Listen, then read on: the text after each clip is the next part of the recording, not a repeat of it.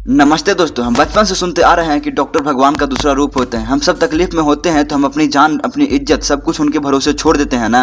लेकिन अगर वही भरोसा एक बंद कमरे के अंदर टूट जाए, तो अगर इलाज करने वाले हाथ मदद की जगह फायदा उठाने लगे, तो आज हम बात करेंगे बेंगलुरु के एक ऐसे केस की जिसने न सिर्फ मेडिकल कम्युनिटी को बल्कि हर उस इंसान को हिला कर रख दिया जो डॉक्टर पर भरोसा करता है। ये कहानी एक रेडियोलॉजिस्ट की घिनौनी हरकत की है, लेकिन उससे भी ज्यादा ये कहानी एक महिला की हिम्मत की है जिसने चुप रहने की बजाय अपने गुनाह को एक्सपोज किया।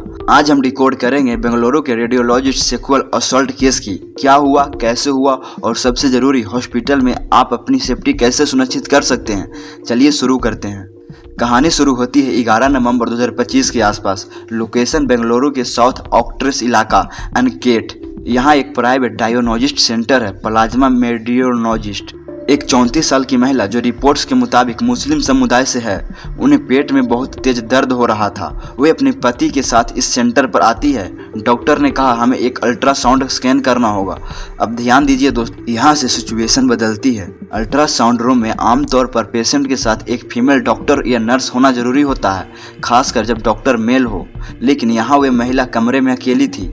आरोपी डॉक्टर, जिसका नाम डॉक्टर जय कुमार बताया जा रहा है, स्कैन शुरू करता है। शुरुआत में सब नॉर्मल लगा, लेकिन फिर उस डॉक्टर ने अपनी हदों को पार करना शुरू कर दिया। रिपोर्ट्स और एफआईआर के मुताबिक डॉक्टर ने स्कैन के बहाने महिला के प्राइवेट पार्ट को गलत तरीके से छूना शुरू कर दिया।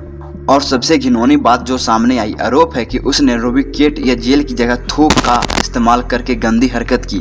आप सोच सकते हैं कि उस वक्त उस महिला पर क्या बीत रही होगी।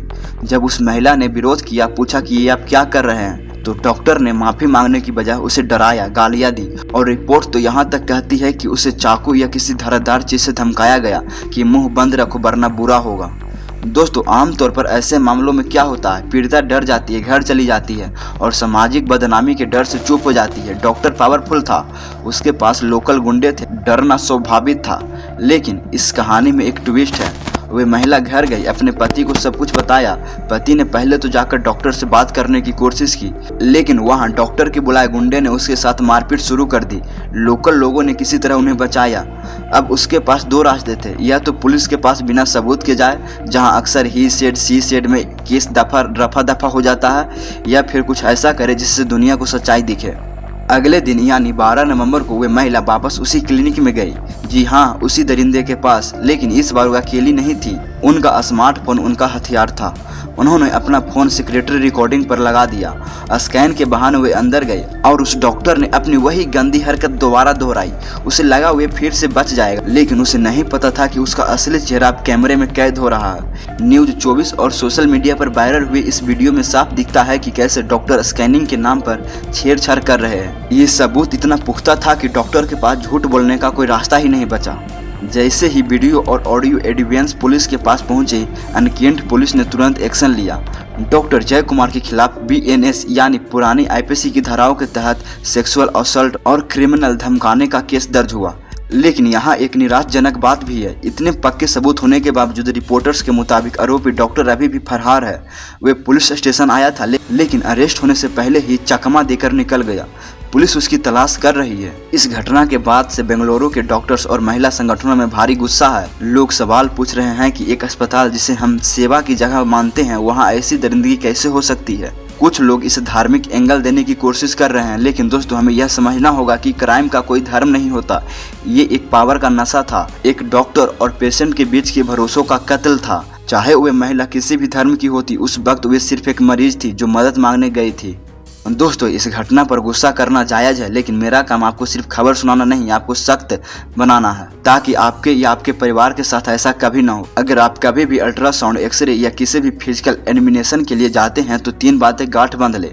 पहला, साथी का अधिकार। सुप्रीम कोर्ट और मेडिकल गाइडलाइन साफ कहती है, अगर डॉक्टर मेल और पेशेंट फीमेल है तो एग्जामिनेशन रूम में एक फीमेल नर्स होना ही चाहिए। अगर वहाँ कोई नर्स नहीं है तो आप मना कर सकते हैं या अपने परिवार के किसी सदस्य को अंदर बुलाने की मांग कर सकते हैं। यह आपका कानूनी हक है। दूसरा, अपने मन की सुने। अगर स्कैन के दौरान डॉक्टर का टच आपको मेडिकल नहीं लग रहा है, वे अनकंफर्टेबल सवाल पूछ रहा है या आपको अजीब लग रहा है तो तुरंत प्रक्रिया रोक दें, स्टॉप बोलें और बाहर निकल जाएं।